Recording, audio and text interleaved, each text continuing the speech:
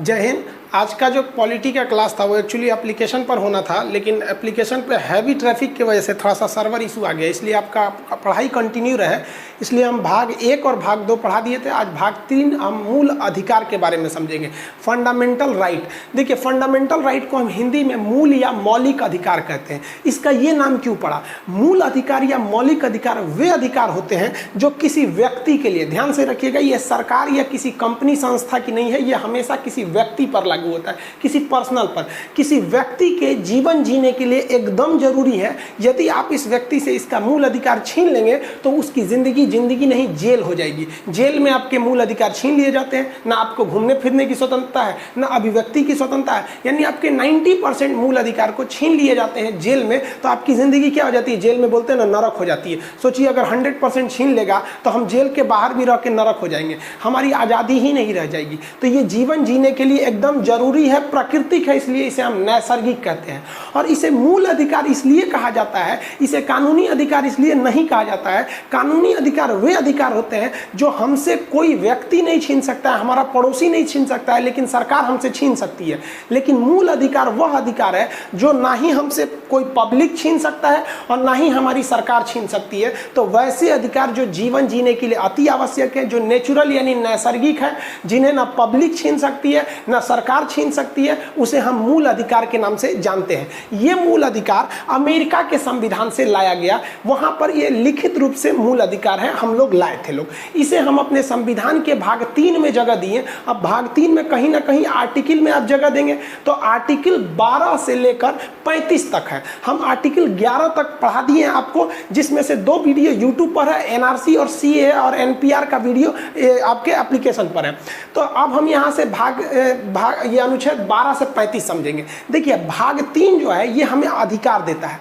तो अधिकार को हम फ्रांसीसी भाषा में मैग्ना कार्टा कहते हैं, लेकिन इसका प्रयोग इंग्लैंड में हुआ था, ब्रिटेन में हुआ था मैग्ना कार्टा शब्द का प्रयोग। तो क्वेश्चन कहेगा कि संविधान के किस पार्ट को, किस भाग को मैग्ना कार्टा कहते हैं? तो मैग्ना कार्टा हम भाग 3 को कहते हैं। ये फ्रेंच भाषा का शब्द है, लेकिन ब्रिटेन में इसका प्रयोग हुआ था मैग्ना कार्टा का। देखिए, मूल अधिकार जरूरी भी है, लेकिन कभी कभी आपका अधिकार इस देश के लिए घातक हो जाता है। जैसे हम लोग सरकार का विरोध कर रहे थे जॉब के नाम पर, जब रेलवे एसएससी नहीं दी थी। हालांकि एसएससी और रेलवे को समझ में आ गया कि भाई स्टूडेंट से बगावत नहीं करना चाहिए। हर एक टीचर इंडिया का स्टूडेंट्स ने प्रोटेस्ट किया। ये प्रोटेस्ट केवल और केवल सक्सेस हुआ आप स्टूडेंट के बदौलत। हम लोग क्या कर सकते थे? हम आपको केवल आगे ला सकते थे, आपके ट्वीट में वो दम था।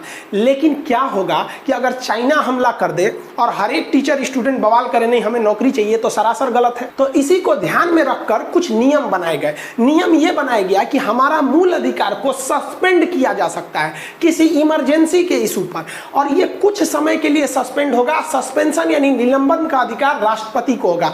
अतः विदेशी आक्रमण या कोई इमरजेंसी आ गया तो हमारे मूल अधिकार को छीन लिए जाएंगे। तब आप नहीं कहिएगा कि सरकार नहीं छीन सकता, ये संविधान में स्पष्ट लिखा है।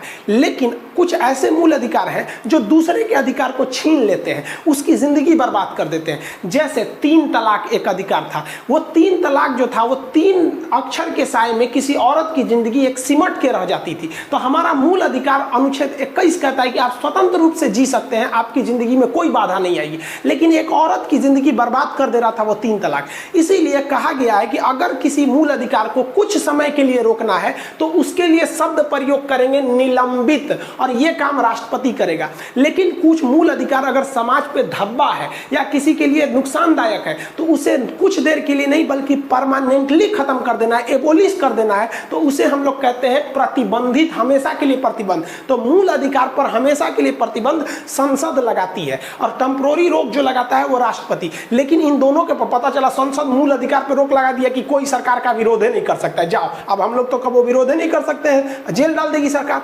तब कहा गया है कि मूल अधिकार का रक्षक कौन होगा? हाई कोर्ट और सुप्रीम कोर्ट यानी न्यायपालिका होगी। ये हमारे मूल अधिकार की रक्षा करेगा। अगर हमारे ऊपर प्रतिबंध लगा देगा कि आप सरकार का विरोध क्यों कर रहे हैं, चाहे कोई भी सरकार हो, तो हम सुप्रीम कोर्ट जा सकते हैं या हाई कोर्ट जा सकते हैं, जो करीब पहुंचेगा हमारे यहाँ पर।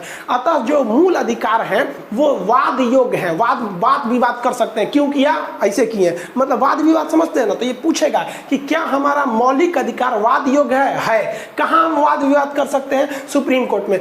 क्या हम इसे प्रवर्तन इन्फोर्स कर सकते हैं? एकदम इन्फोर्स कर सकते हैं। तो कहेगा क्या हमारा मूल अधिकार प्रवर्तनीय है? तो एकदम प्रवर्तनीय है। हम सुप्रीम कोर्ट या हाई कोर्ट से इंफोर्स करा सकते हैं सरकार के ऊपर कि नहीं, उसका मूल अधिकार है, उसको दीजिए। तो ये वाद योग्य भी है और फोर्स योग्य भी है। अब इसको पढ़ना चालू करते हैं। ये कहाँ से मिलेगा? तो 12 से 35 तक। तो 12 से 35 तक तो एक ही चीज थोड़ी ना होगा, उसमें कई कैटेगरी है, 6 कैटेगरी है। तो हम आज पहला कैटेगरी समझते हैं। अभी हम 12 से अनुच्छेद 12 से आज 18 तक समझ जाते हैं, उसके बाद आपको बताएंगे। देखिए अनुच्छेद 12 क्या करता है, ये परिभाषा देता है मूल अधिकार का कि भाई साहब ये जिंदगी जीने के लिए अधिकार है, ये जरूरी है, लेकिन इस पर कभी कभी रोक लगाया जा सकता है। और ये सरकार को एक तरह से ये कहता है कि स्टेट, देखिए यहाँ सरकार का प्रयोग नहीं किया गया। अनुच्छेद 12 में कहा गया है कि स्टेट, अब स्टेट यानी राज्य, कोई ऐसा कानून नहीं बनाएगा जो किसी के मूल अधिकार को छीन रहा हो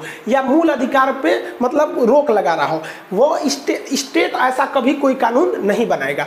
लेकिन स्टेट जो है वो लोगों के अंदर कानून का डर बनाने के लिए कुछ नियम कानून जरूर रखेगा। तब यहाँ बात हो गया स्टेट में कौन स्टेट, गुजरात, महाराष्ट्र की कौन। तब यहाँ स्पष्ट बताया गया कि देखिए स्टेट का मतलब है कि central government, state government, local authorities. Local authority जैसे मतलब आपकी मुखिया हो गए लोग, मेयर हो गए लोग। जैसे बंबई का देखिए ना बीएमसी, कंगना रनौत की बिल्डिंग के ऊपर बुलडोजर गिरा दिया। ये राजनीति की वजह से ना हुआ है भाई, आप उसका नक्शा थोड़ा इधर उधर था तो आप उसको 24 घंटा का अल्टीमेटम देके घर ही तोड़ दीजिएगा। तो ये हालांकि उनको पावर है, थोड़ी भी गलती करिएगा तो है, लेकिन ऐसा भी नहीं करना चाहिए। तो अनुच्छेद 12 क्या कहता है कि जिनको पावर है वो अगर मान लीजिए पावर नहीं देगा तो जिसका मन जैसे घर बना देगा, सड़किए पे कोनो घर बना देगा। पता चला ए और चाचा है, ए और बड़का पापा घर बना के सड़किया पे ऊपर से इसे मिला देगा और नीचे से कोनो हैवी ट्रक जाएगी तो लड़ जाएगी। तो क्या उसके लिए सेंट्रल गवर्नमेंट आएगी, गली गली खोजेगी कौन घर ठीक है कि स्टेट गवर्नमेंट? तो उसके लिए लोकल बॉडीज बनाई गई। गाँव है तो मुखिया, बड़ा शहर है तो चेयरमैन या मेयर, तो वही होता है लोकल गवर्नमेंट, इनको पावर है। अब पता चला पावर, देखिए सरकार जनता पर दबाव बनाना भी जरूरी है, नहीं तो अराजकता आ जाएगी। जैसे बिजली बिल है, पता चला बिजली बिल ऐसे उखाड़ लीजिए, ऐसे टोका फंसा लीजिए, बिजली बिल मत दीजिए। अब क्या है कि अगर हम बिजली बिल को अधिकार नहीं देते बिजली बोर्ड को, तो फिर हमको कुछ दबाव ही नहीं बना सकती थी। तो बिजली बोर्ड भी बना सकती है, ओएनजीसी भी, अन्य बहुत सारी ऐसी चीजें हैं जिनके पास कुछ अधिकार है, वो जनता पर दबाव बना सकते हैं। तो यह अनुच्छेद 12 यही कहता है कि व्यक्ति का मूल अधिकार है, उसे अन्यथा या कोई बिना वजह आप छीन नहीं सकते हैं। लेकिन समाज को एक अच्छे ढंग से नियम कानून से चलने के लिए कुछ आप नियम कानून बना सकते हैं। कौन बना सकता है? तो वो स्टेट बना सकता है। संविधान स्टेट किसे कहता है? तो सेंट्रल गवर्नमेंट, स्टेट गवर्नमेंट, ये सबको वो जैसे एयरपोर्ट अथॉरिटी, एयरपोर्ट अथॉरिटी भी अपने आप में एक स्टेट है। जहाँ एयरपोर्ट रहता है वहाँ आपकी जमीन है ना, तो 5 तल्ला घर नहीं बना सकते हैं वहाँ पे, क्योंकि जहाज जो आएगा ना तो घर में चारों ओर घर बना देंगे तो पायलट खोजेगा कहाँ उतारे, तो दूसरा का कह गए महाराज पीछे चल गया, नहीं ना बना सकते हैं। तो कुछ अथॉरिटी देना जरूरी है। तो स्टेट का मतलब ये मत समझिएगा यूपी बिहार है, ये संविधान की भाषा थोड़ी अलग होती है। तो ये हो गया हमारे संविधान का अनुच्छेद 12। अब अनुच्छेद 13 ये बहुत जरूरी है। अनुच्छेद 13 क्या कहता है? ये अल्पीकरण कहता है। अल्पीकरण को इंग्लिश में कहता है डेगोरेशन। ये डेगोरेशन क्या है? कहता है कि हमारा मूल अधिकार जो है बहुत अच्छा है, लेकिन अगर हमारे मूल अधिकार से, हमारे अधिकार से किसी दूसरे को तकलीफ होता है तो फिर वो हमारा मूल अधिकार नहीं है। जैसे हमें अभिव्यक्ति की आज़ादी, हम कुछ भी बोल सकते हैं, तो कोनो को गरिया देंगे भाई, हमारी आज़ादी, हम कुछ भी बोले तो उसकी भी तो आज़ादी है भाई, शान से जिंदगी जिए। तो हमारा ये अनुच्छेद 13 कहता है आपके अधिकार को घटा दिया जाएगा। कब घटाया जाएगा? जब वो असंगत हो जाएगा। असंगत मतलब क्या होता है? इनकॉन्सिस्टेंट। अब ये इनकॉन्सिस्टेंट मतलब क्या होता है? असंगत, दूसरे को तकलीफ पहुंचाने वाला ना हो। अब हमें, जैसे हमको अधिकार है हम गाड़ी चलाएं, कोई घर में चला दे, घुस जाओ, हमारा अधिकार है कि हमें चारों ओर घूमने की स्वतंत्रता है। तो किसी के बेडरूम में घुस जाओ, कह कुंची कर रहे तुम, तो ऐसा थोड़ी ना हो सकता है भाई। तो यही कहता है कि आप की आजादी है, लेकिन याद रखिएगा ये आजादी तब तक ही है जब तक दूसरे को तकलीफ नहीं पहुंचे। अब इसमें एक चीज ध्यान से समझिए, हमारा संविधान जो लागू हुआ था वो 26 जनवरी 1950 को लागू हुआ। ये अनुच्छेद 13 कहता है कि इससे पहले बहुत सारे कानून बने थे, वो कानून अभी भी लागू रहेंगे। जैसे हमारी आईपीसी की धाराएं वगैरह वो 1860-61 की बनी हुई है सब, वो अभी भी लागू रहेंगे। यानी संविधान के बनने से प्री कॉन्स्टिट्यूशन पहले भी अगर कोई कानून बना हुआ है तो वो लागू रहेगा, बशर्ते वह कानून वर्तमान संविधान में दिए गए मूल अधिकार अधिकार को डिस्टर्ब नहीं कर रहा हो। जैसे पर्सनल लॉ, अब ये पर्सनल लॉ क्या होता है, तो हिंदू मुस्लिम के लिए एक अलग अलग कानून है, पर्सनल लॉ है कि इसमें हर चीज़ें अलग अलग लिखी गई हैं। तो इसी पर्सनल लॉ में है कि भाई मुसलमान पे एक शरिया का कानून लगेगा, उसमें इस्लामिक कानून लगेंगे। हिंदू धर्म में भी है, कुछ हिंदुज़म के कानून है जो मुसलमानों पे नहीं लगते, मुसलमान के कानून हिंदू पे नहीं लगते। इसीलिए ना गवर्नमेंट कह रही है कि हम अब एक समान सिविल संहिता लाएंगे, एक समान कानून लाएंगे जो हिंदू मुस्लिम दोनों फॉलो करो। अब इसी कहा गया है कि जैसे पर्सनल लॉ, चलिए अच्छा है, ये इसमें कोई छेड़छाड़ नहीं करेगा। तो अनुच्छेद 13 कहता है कि पर्सनल लॉ में छेड़छाड़ नहीं किया जाएगा। अब इसी पर्सनल लॉ में था 3 तलाक। अब 3 तलाक में सायरा बानो ने केस कर दिया सुप्रीम कोर्ट में। अब सायरा बानो केस किया तो यहाँ से मौलाना लोग पहुंच गए सुप्रीम कोर्ट में, कहे जज साहब पगला गए का, ये पर्सनल लॉ का मैटर है 3 तलाक, आप कहाँ से इसमें घुस जाएंगे। तो सुप्रीम कोर्ट ने मौलाना लोग को झाड़ दिया, कहा कि आप खान सर का क्लास नहीं किए हैं। समझिए कैसे कि पहले ये पर्सनल लॉ 1937 में बन गया था, मतलब ये 3 तलाक का नियम जो था, तलाक के बिद्दत 1937 से चलते आ रहा है, संविधान से पहले। तो सुप्रीम कोर्ट ने कहा कि आप खान सर का क्लास देख लीजिए, उसमें स्पष्ट बोला गया है कि संविधान के पहले के बनाए गए सारे नियम कानून रहेंगे बशर्ते वो किसी के अधिकार को न छीन रहे हो। तो 3 तलाक जो है वो पुरुष को अधिकार दे रहा है, लेकिन इस अधिकार में न जाने कितनी महिलाओं की लाइफ खराब हो जा रही है। इसलिए सुप्रीम कोर्ट ने कहा कि आपका पर्सनल लॉ रहेगा, लेकिन उस पर्सनल लॉ में से जो तलाक के बिद्दत है वो खत्म हो जाएगा। अब देखिए, जनता को लग रहा है 3 तलाक खत्म हो गया, अभी भी है। तलाक 3 टाइप का था, तलाक हसन, तलाक अहसन, तलाक बिद्दत। तो तलाक बिद्दत जो था वो असंवैधानिक था, उसे दिया गया है, खत्म किया गया, न कि 3 तलाक है। ये आगे अनुच्छेद 25 में समझाएंगे, अभी तो अनुच्छेद 13 है। यानी ये जैसे पहले देखिए, पहले कानून था, एक एजुकेशन एक्ट आया था भारत में कि जो छोटे जाति के लोग रहेंगे, दलित रहेंगे, वो क्लास में घुस के नहीं पढ़ेंगे, वो बाहर पढ़ेंगे। अब आप बताइए, आज वो कानून पहले जो था अभी लागू रहेगा, खत्म कर दिया गया। तो ये अनुच्छेद 13 यही कहता है कि पहले के कानून जितने भी हैं वो लागू रहेंगे बशर्ते अभी के कानून को वो तकलीफ नहीं पहुंचा रहे हो। तो ये 13 बहुत जरूरी है। और ये कहता है कि सरकार भी ध्यान रखेगी कि बाद में भी ऐसा कोई कानून ना बनाए जो उसके मूल अधिकार को छीन रहा हो। अब पता चला सरकार बाद में कानून बना देती है कि आप चारों ओर नहीं घूम सकते हैं, सरकार पे सवाल नहीं उठा सकते। तो कहे सरकार ये न पढ़ रहे हो अनुच्छेद 13 कि आप न पहले का ऐसा कोई कानून ना बाद में ऐसा कोई कानून। ये है भीमराव अंबेडकर, इस पर बहुत बड़ी बहस चली थी अनुच्छेद 13 को लेकर। आप सोच सकते हैं कि कितनी बेहतरीन ढंग से संविधान लिखा गया है। संविधान के बारे में एक शायर ने क्या कहा कि तुम्हारी हर तकलीफों का मैं एक मुकम्मल जवाब हूँ, कभी वक्त मिले तो मुझे पढ़ना, मैं भारत का संविधान हूँ। सैल्यूट करते हैं उन संविधान बनाने वालों को जिन्होंने इतना मजबूर किया। और याद रखिए, ये जो नेता है ना जो संसद में बैठे रहते हैं, बेच दिए रहते हैं आपको। ये जो संविधान है ये उन्हें रोक के रखा है, तुम बेच नहीं सकते हो। अगर आप ईमानदार समझते हैं तो वाकई समझिए कि जो संविधान बनाने वाले थे वो ईमानदार थे, वरना इन लोग को अभी दे दिया जाता तो बेच खा जाते सब। तो ये उन्हें रोक के रखता है अनुच्छेद 13। आप याद रखिएगा, ये अल्पीकरण है। कब? जब आप दूसरे को तकलीफ देने लगते हैं तब। अब आर्टिकल 14 आता है, अनुच्छेद 14। इसमें बड़ा कंफ्यूजन, ध्यान रखिएगा, यूपीएससी में इससे क्वेश्चन पूछता है। इसमें 2 तरह की बातें कही गई है। एक कहा गया है कि कानून के समक्ष समानता, यानी कानून के आगे सब बराबर है। इसीलिए कानून पे देखेंगे ना, एक पट्टी लगा रहता है, औरत पे तलवार ली रहती है, तराजू, कहती है कि हमारे आंख पे पट्टी है। अब तुम आगे राष्ट्रपति हो कि चपरासी हो, ऊंचे जाति के हो, दलित हो, मुस्लिम हो, जैन हो, कोई मतलब नहीं, गलती किया छपाक दे काट देंगे। यानी कानून के समक्ष समानता, इक्वेलिटी बिफोर लॉ। बिफोर का मतलब पीछे नहीं, बिफोर का मतलब सामने नहीं, देखते अपोजिट मतलब सामने। तो कानून के सामने सब बराबर है। ये बातें सबसे पहले किसने किया था? एवी डेसी। एवी डेसी एक बहुत बड़े शास्त्री थे, उन्होंने ये बात को बताया था। ये यूपीएससी का क्वेश्चन पूछा है कि एवी डेसी का सिद्धांत कौन है? तो कानून के समक्ष समानता। इसी को फॉलो किया गया ब्रिटेन में। ब्रिटेन में कानून सबके लिए बराबर है, वहां की रानी के लिए भी, प्रधानमंत्री के लिए, सबके लिए भी। लेकिन अमेरिका के लोगों ने कहा कि ये गलत है, कानून सबके लिए बराबर नहीं होना चाहिए। जैसे मान के चलिए कि कोई 5 साल का लड़का है, वो क्लास 5, मान लीजिए कोई क्लास 5 साल का लड़का है, और कोई लड़का 20 साल का है। तो क्या एक ही कानून दोनों पे लागू कर देंगे? देखिए, तो 5 साल के लड़के का टिकट ट्रेन में आधा लगता है और 20 साल के लड़के का टिकट पूरा लगता है। अब अगर कोई सुप्रीम कोर्ट में केस ठोक दे इस आधार पर कि सुप्रीम कोर्ट आप बहुत बड़े कानून के रक्षक बनते हैं, ये बताइए हम 20 साल के हैं तब वो भारत के नागरिक हो, बचो है तो वो भारत का, ओकरा आधा का है लग रहा है, हमरा का है पूरा लग रहा है। समझ में आया कि नहीं आया?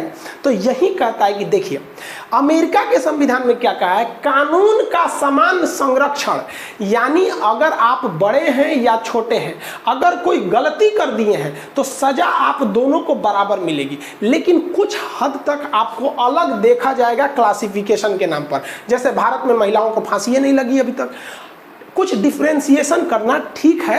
ये क्यों ठीक है? क्योंकि समाज को एक बेहतरीन बना के रखने के लिए। आप देखिएगा एगो लड़का लड़की शादी करके भाग जाएगा सब, अब उसके बाद से लड़कियां पकड़ाएगी ना तो कोर्ट में आके क्या कर देगी, हमको बहला फुसला के लेके भाग गया। अब आप बताइए किसी लड़की को कोई बहला फुसला के भागेगा कि चलो चलो चलो भाग जाते हैं शादी कर लेते हैं? नहीं ना लेके भाग सकते हैं।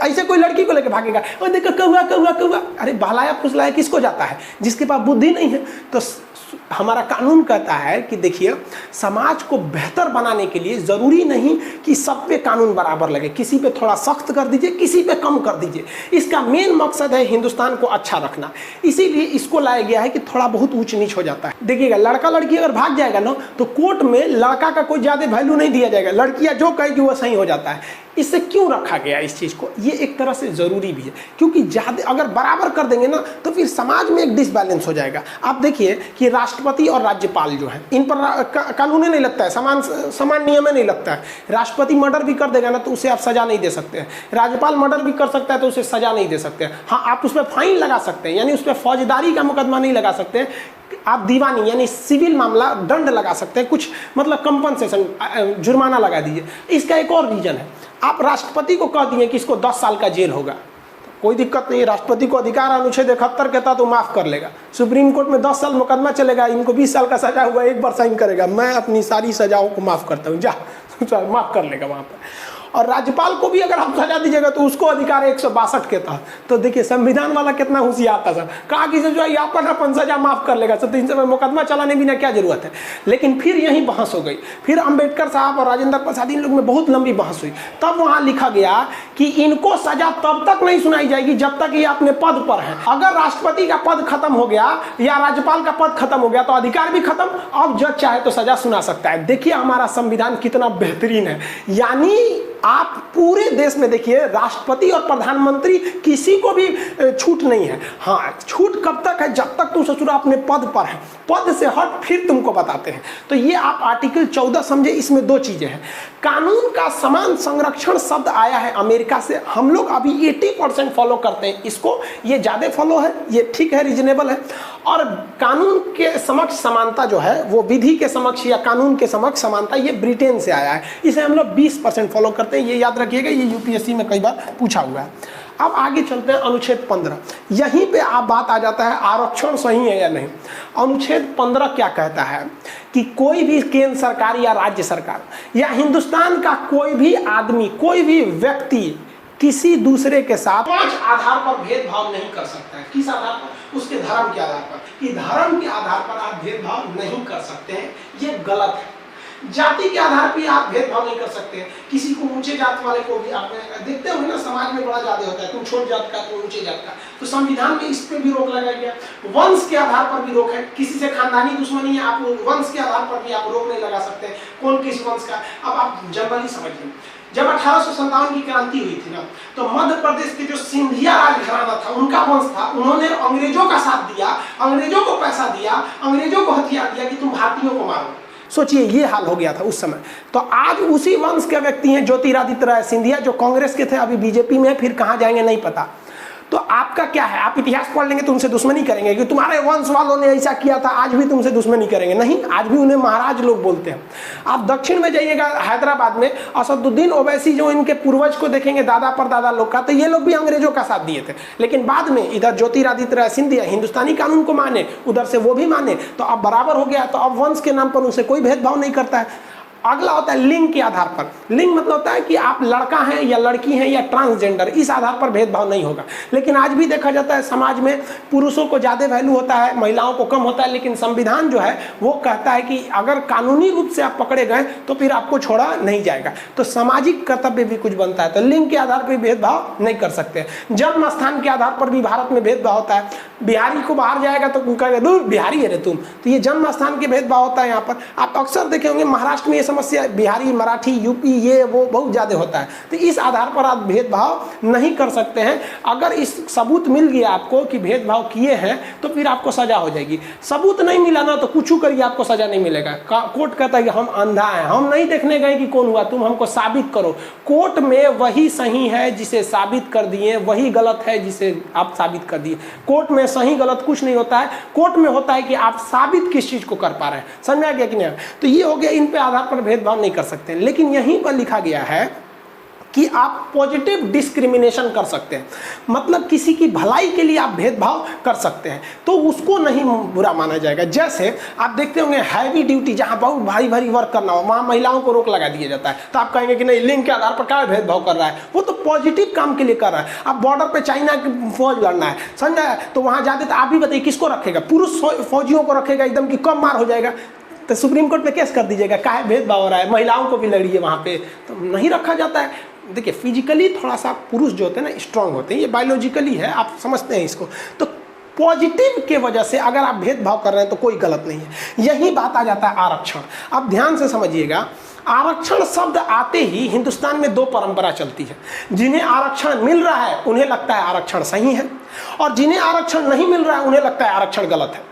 ये दोनों एक दूसरे में किसी की बात नहीं सुनना चाहते। एक को कहता है खत्म करो, एक को कहता है नहीं करो। अरे भाई साहब तनी दिमाग लगाओ, अगर आरक्षण गलत रहता तो सुप्रीम कोर्ट खुद खत्म कर देता। अनुच्छेद 13 क्या कहता है कि अगर कोई चीज गलत है तो हम उसे खत्म कर देंगे। 3 तलाक खत्म हो गया कि नहीं? आरक्षण की बात देखिए, आरक्षण क्या है कि समाज में कई तबके के लोग रहते हैं, ये कई वेराइटी के लोग रहते हैं।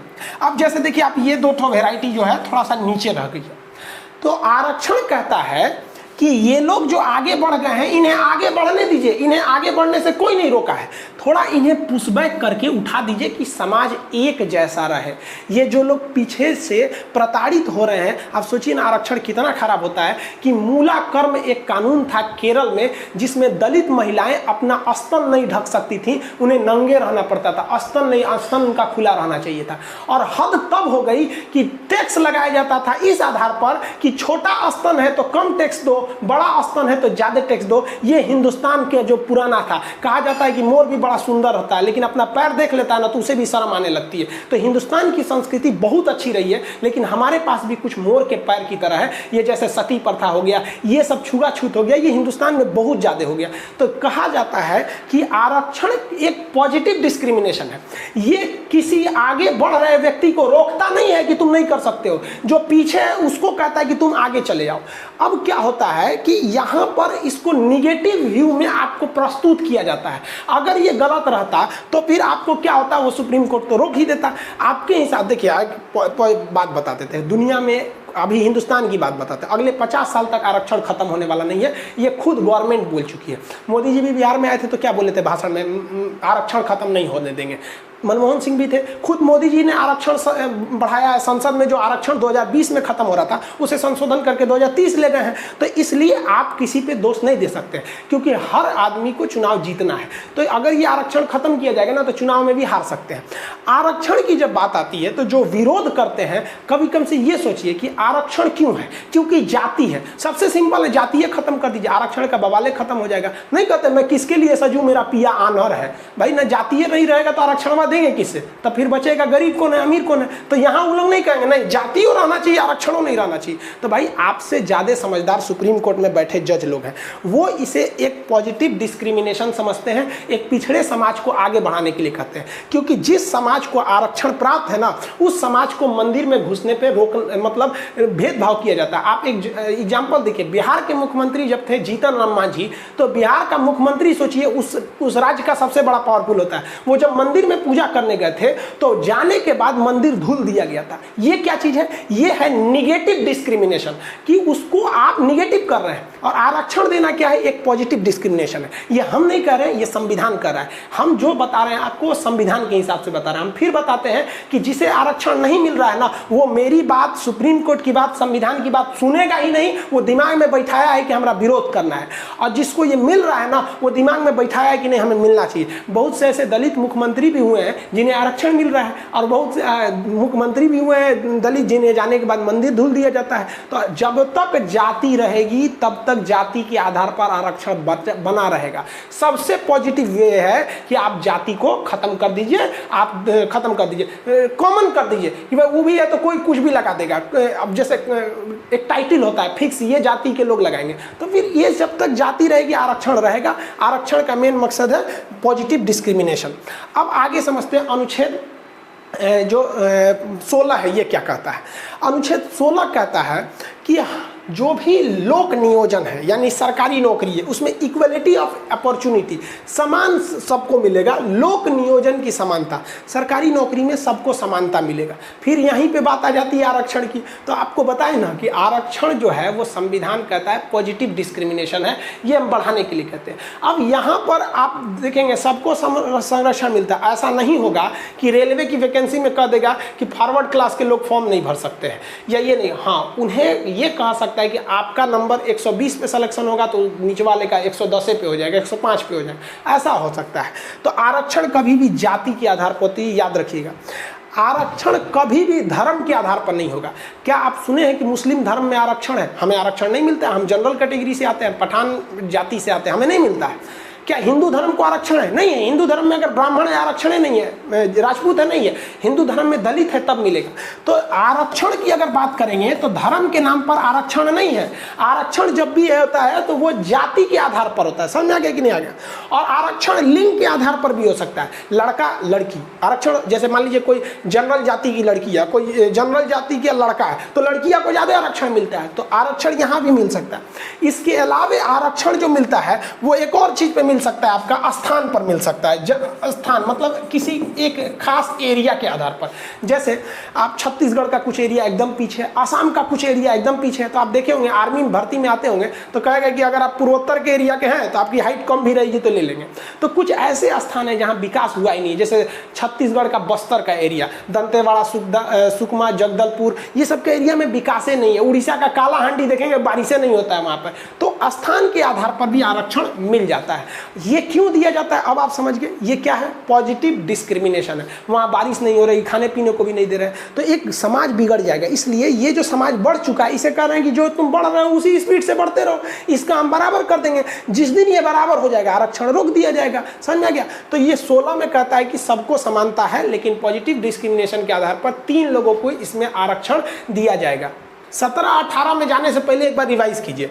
अनुच्छेद 12 क्या कहता है? परिभाषा देता है स्टेट का कि कौन कौन नियम कानून बना सकता है। 13 कहता है कि अल्पीकरण यानी कोई पहले का कानून या बाद में बनाया गया कानून अगर हमारे मूल अधिकार को छीनेगा तो खत्म कर दिया जाएगा। 14 क्या कहता है? कानून के आगे हम सब बराबर हैं, कानून भेदभाव नहीं करता है किसी के साथ, कानून के आगे हम सब लोग क्या है? समानता है, विधि की समानता है। जैसे आप देखेंगे मर्डर कर देंगे तो शाहरुख खान भी रहेंगे तो उतने सजा मिलेगा, हमको भी उतने सजा मिलेगा। तो ये क्या कहता है? 14। 15 जाति, धर्म, लिंग, जन्म स्थान इत्यादि के आधार पर भेदभाव नहीं किया जा सकता है। 16 नौकरी में समानता है, लेकिन पॉजिटिव डिस्क्रिमिनेशन के आधार पर आपको आरक्षण दिया जाएगा। 17 समझिए काफी विवादित रहा है। अनुच्छेद 17 कहता है कि अस्पृश्यता यानी अनटचेबिलिटी का एबोलिशन, अस्पृश्यता खत्म कर दिया जाएगा। अस्पृश्यता क्या होता है? छुआछूत, किसी को छूने से अरे उधर भाग उधर भाग। पहले जब हम इस चीज को पढ़ाते थे ना तो एक अच्छा एग्जाम्पल नहीं दे पाते थे, क्योंकि छुआछूत अब उतना ज्यादा देखने को नहीं मिलता है। लेकिन अब बेहतरीन ढंग से देखिएगा छुआछूत क्या होता है। जैसे कोरोना का मरीज, आप 10 लोग बैठे हैं ना, उसमें एगो कोरोना का मरीज आ जाएगा ना तो वहीं दिख जाएगा छुआछूत, भाग भाग भाग भाग भाग। तो छुआछूत आज भी है। कोर्ट कहता है कि यदि उसे कोई बीमारी है, ऐसी कोई मतलब ट्रांसफरेबल बीमारी है जो फैल सकता है, तो उसमें आप छुआछूत कर सकते हैं। लेकिन अगर आप जाति और धर्म के नाम पर छुआछूत करते हैं ना, तब ये बर्दाश्त से बाहर है। आप देखेंगे गांव के एरिया में आज भी ये छुआछूत का प्रचलन है, क्योंकि गांव में शिक्षा उतना आगे नहीं बढ़ा है। लेकिन छुआछूत की प्रॉब्लम शहरों में अब धीरे धीरे कम हो रही है। अब आप दिल्ली में जाके देखेंगे, मुंबई में, तो वहाँ कोई इतना छुआछूत को फॉलो नहीं करता, टाइम ही नहीं उन लोग के पास उतना। लेकिन गांव में आज भी रे छोट जात का बैठ नीचे, आप देखेंगे गांव में ना छोटे जात के लोगों को नीचे बैठाता है सब। ये क्या गलत है, ये नियम नहीं होना चाहिए। इसको अपराध की श्रेणी में घोषित कर दिया गया और उसके लिए 1955 में एक कानून बनाया गया जिसे सख्त कर दिया गया 1989 में। इसके लिए आप कई अलग अलग एक्ट है, जैसे एक हरिजन एक्ट है, ये है, आप उसको प्रताड़ित नहीं कर सकते। तो छुआछूत कहता है कि किसी को जाति धर्म के आधार पर आप उससे छुआछूत नहीं कर सकते हैं, उसे अछूत नहीं कर सकते हैं इसमें। तो जो अछूत की परंपरा थी, इसी को खत्म करने के लिए हमारा आर्टिकल 17 आया है। अब आर्टिकल 18 क्या कहता है, ये भी हमारे समाज में एक समानता लाने की बात करता है। समानता क्या कहता है, कहता है उपाधियों का अंत। उपाधि क्या चीज़ है भाई, तो एवोल्यूशन ऑफ टाइटल्स। आप कोई उपाधि नहीं रख सकते हैं। देखिए, जब देश गुलाम था ना, या जब भारत में राजतंत्र चलता था, तो कई उपाधियाँ थी, महाराज, सर, नाइटहुड, राय बहादुर, अजब अजब टाइप का, बादशाह, इस टाइप का, सुल्तान, बहुत सारी उपाधियाँ थी, रजिया सुल्तान, ये सब उपाधियाँ थी। तो कहा गया है कि ये सब कोई उपाधि आप नहीं रख सकते हिंदुस्तान में। ये उपाधियाँ अब समाप्त कर दी गई हैं अनुच्छेद 18 से। इसलिए समाप्त की गई हैं कि ये उपाधियाँ किसी एक आदमी को दूसरे आदमी की तुलना में श्रेष्ठ दिखाता था, इसलिए खत्म कर दिया गया। आप अगर विदेश में गए हैं, विदेश से कोई उपाधि मिल गई है, तो भी आप उसे नहीं रख सकते। पता चला आप पाकिस्तान में गए हैं, वहाँ को उपाधि दे दिया गया, आप एकदम कोई बहुत बड़े, तो हिंदुस्तान में ले आके नहीं रख सकते वहाँ पर। आप अगर कोई विदेशी उपाधि लेते हैं, जैसे मोरारजी देसाई को पाकिस्तान का सर्वोच्च सम्मान निशाने पाकिस्तान मिला था, तो जब आप विदेशी पुरस्कार लेते हैं तो आपको राष्ट्रपति से अनुमति लेनी पड़ती है, तो आप उसे रख सकते हैं।